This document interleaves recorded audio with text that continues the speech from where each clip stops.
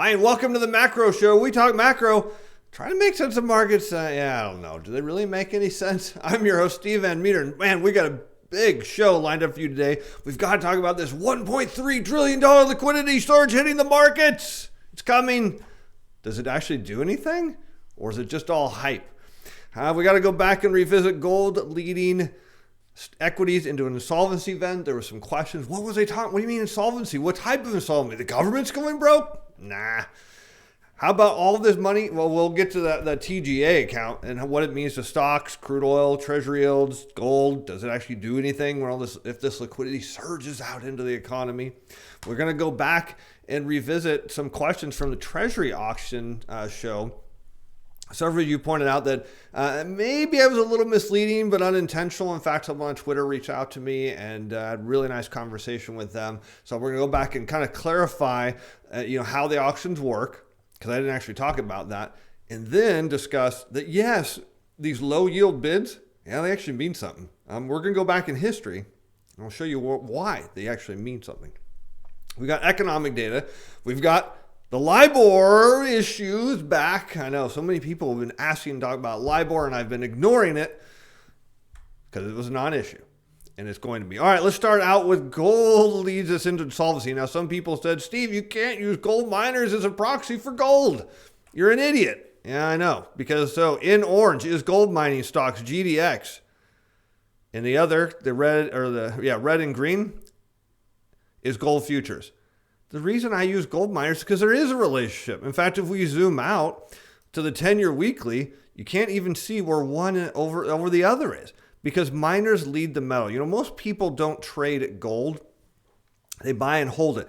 Now, if you're using GLD, paper gold, I suggest you do some homework on that. But most of you, at least from the months and months I've been reading comments and interacting with all of you on various social media platforms, you're generally invested in the miners. So why would we look at the miners? Because they're going to tell us the direction of gold, which will then tell us the direction of the equity market.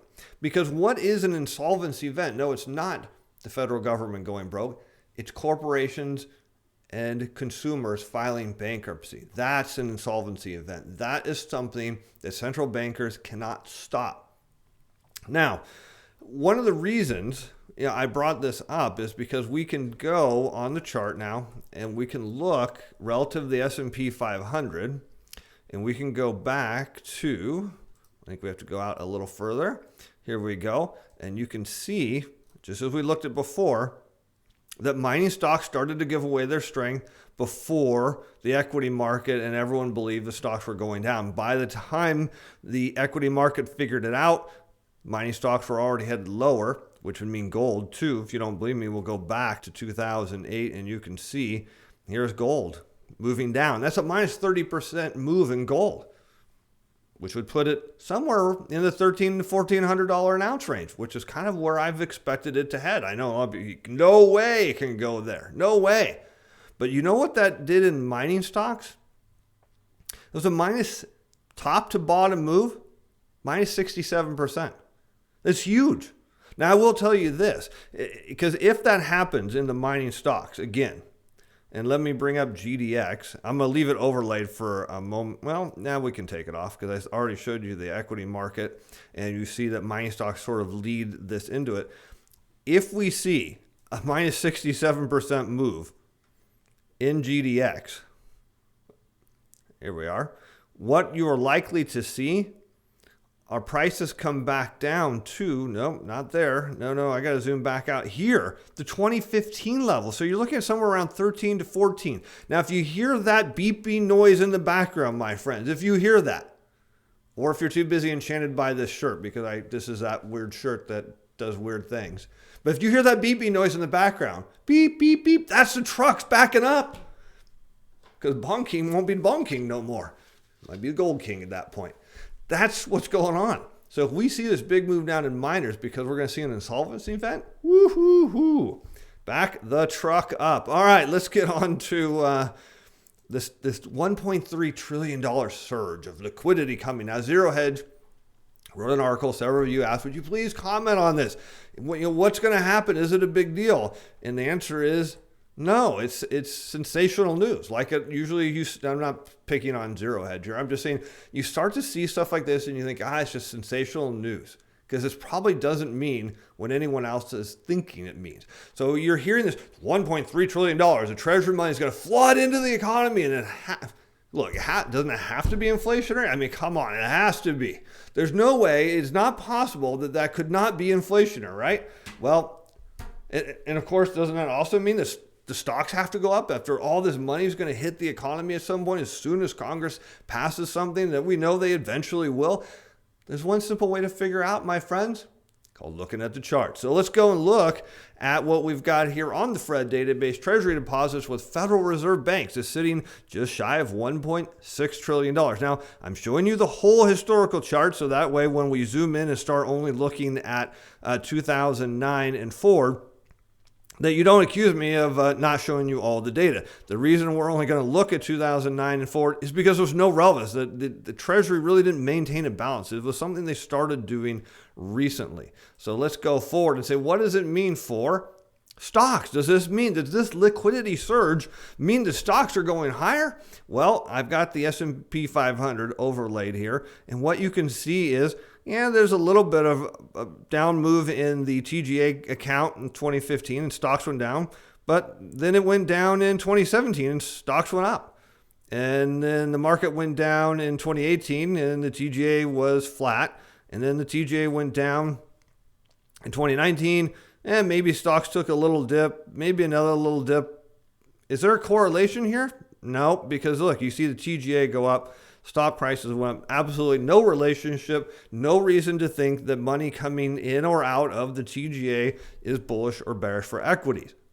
Well, then, of course, it must mean that interest rates are going up because as soon as all this money gets into people's hands, they're going to spend it like crazy and drive interest rates up. It's got to be inflationary, right? Well, maybe not.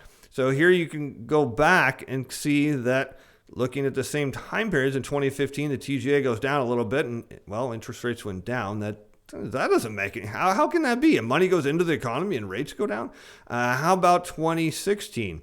The TGA balance goes down, yields are down-ish. Not a sharp drop, but downward trend. Here, the TGA kind of is peaking out, say right around late 2018 and goes down. And yields are, wait, what's this with yields going down? Now, how is this possible? Sorry, I'll make it larger. And then you see the surge in the TGA and yields did have that shock down, but have been flat. So does this mean as money comes out of the TGA that it's going to put downward pressure on yields? Oh, yeah. You know it. There we go. So money coming out of the TGA is actually bond bullish? Get out. All right, let's keep going while we're at this. We've got crude oil. We'll make this bigger. Here, look. And there's no relationship with crude. Yeah, okay, in 2015, crude was going down, and so did the TGA. But in 2016 or 2017, crude is flattish. I mean, down a little bit, but not really much. I mean, one could argue that perhaps there's a little, the relationship is more with Treasury yields. There's hardly any, if you were really stretching, you can find a bit of a relationship here. You can come back to, say, early 2015 and see a little bit of it. There's not a strong relationship here, but if there was, and we were trying to assess probabilities, that the likely direction is that if the TGA balance goes down, then that would be bearish for crude oil. How about gold? Well, it's got to be something here going on with gold. And the answer is there's really nothing. There's almost, maybe slight relationship here. Maybe the TGA going up is bullish for gold since 2018. But if anything, it doesn't make sense to me that gold would lead the TGA down. Maybe it does. It could. You can see a little bit of that here in 2015, a little bit of that in 2016. Doesn't make sense here in 2018. That doesn't happen. A little bit in 2019 or early 2019. Is this whole rally in gold due to the TGA going up? Is the TGA going down bearish for gold? I'll let you decide. Okay, so let's move on to the Treasury auctions. Okay, so here's the deal. here's how treasury auctions work. Everybody bids on them. And some people said, well, these aren't competitive auctions. No, they are competitive auctions. They're actually two auctions. There's a non-competitive that happens first, and then there's competitive happens second. So these are competitive. They are bid on by primary dealer, primary dealer banks, non-primary dealer banks, and foreign investors, which is largely foreign central banks. The way it works is everybody puts their bids in, and then the Treasury, U.S. Treasury, starts at the lowest bid and moves up. And they accept all the bids from the bottom, from the lowest yield up. And then where it stops, once they've reached their allocation of however much they're auctioning off, and it stops, the highest bid where it ends, not the highest bid of the auction, but the highest bid of where it's filled, is the price that everybody pays. So the question is, well, is there any relevance to that 0.08% low yield bid on the 30-year? And the answer is, yeah, there is. There's a ton. Now, some people said, well, it's got to be the Fed bidding. No, the Fed can't bid at auction. In fact, that's how we know the Fed can't print money, because they're not allowed to bid at auction. They can only buy on the secondary market through the commercial banks in the form of quantitative easing, which is a reserve swap. So we know there's no debt monetization going on here. All right, so let's take a look at Treasury yields, and we're going to look at some history here. Now, I got to remember what we're doing. And the first one we're going to look at, we'll come back to, maybe we'll come back to that in a different order. So how do we find this? We go to the Treasury Direct, and there is the announcements, and you can look this up by auction year and auction type. And you can pull the non-competitive, competitive, whatever you want to do. So here is that 30-year auction. It was at 0.08%. Some people said has to be a typo. Not a typo. So what you saw was, even though the auction went out at 1 5/8%, there were 5% of the bids were at or below 0.08%. We'll just assume they were all at the same rate, because we don't want to assume they went negative, but these are actual bids. Now, if you think that's made up, here is the, out of order, the 20-year auction from November. Low bid, 0.08. This is not a government employee error. If it was, it would get fixed. So what you are seeing here, my friends, is primary dealer and non-primary dealer banks and probably not so much foreign investors. Now, we do know that the primary dealer and non-primary dealer banks are bidding for their own house accounts. It says right here, own house accounts. What does that mean? They're dealers. Think of them like a retailer. They're buying inventory to sell, and they're bidding on it. Now, do they probably think they're going to get this at 0.08%? No, but the fact that they bid it means that there was a possibility it could have happened. It also tells you how desperate they are to get 30-year Treasury bonds. Because you got to remember, it went at 1 5/8. And so effectively they were bidding zero. So if we look at history, now I got to go look at when this was. So we went to 1999. Now here is a chart of 10-year Treasury yields, and I wanted to go back and look at a period such where there's rising rates. So 1999 was a great example, and it's right in the middle, so we're not cherry picking anything here. And there was a 30-year auction, and it went out at 6 1/8%, and the low bid, where is it? Was 6.049. So notice how tight they were. They're very close together. So what is it telling you? That the primary or the competitive bidders are seeing rates rise, so they're not putting a bunch of low bids in. Now let's go to another period, and I went to November 2016. So why November 2016? It was right after the election. Everybody was bulled up on inflation, and you had this sharp move higher in rates. So what would I expect to see? Well, I would expect to see a very tight relationship between the low bid and the yield of the bond. So 2 7/8, so nearly 3. Low yield, 2.688. Tight. So what you're seeing in this 30-year auction at 0.08% is the dealers are telling you what direction rates are headed. That's what they're trying to tell you. They're headed lower, because a dealer would not stack up its inventory if it was going to sell it for a loss down the road. It would not make any sense. So when you hear all these pundits talking about, well, rates can only go up, the rates can only go up, there's no other way. The dealers are telling you in the auction data that they want it and they're willing to pay lower yields because they're going to sell it to people at a higher price. So if you're going to buy a bond, or at least bid on a bond at 0.08%, granted they were not awarded it at that price, but if you're going to bid at that, you have to assume at some point you might get that price, but you're going to sell it for a higher price. There's a lot here. So this tells us the direction of interest rates. This is very, very bond bullish. Now, why might they do that? Well, a friend of the show, big friend of the show, should say, Brent Johnson of Santiago Capital, generously sent this chart because I begged him for it, because that's what beggars do, because I don't know how to have a Bloomberg terminal, and then I do not have any means to chart this. Here is a net speculative position on the 30-year. It's still, even though they covered a little bit, it's still massively short. So what are the dealers doing? They're driving bond prices up because they've got a whole bunch of sellers or buyers right here. They know at least these people are going to buy. And if they squeeze them out by driving bond prices higher, they will need 30-year bonds. And guess what they're going to pay? Any price. They will pay any price. This has happened before in history, not with the 30-year, but here is the details.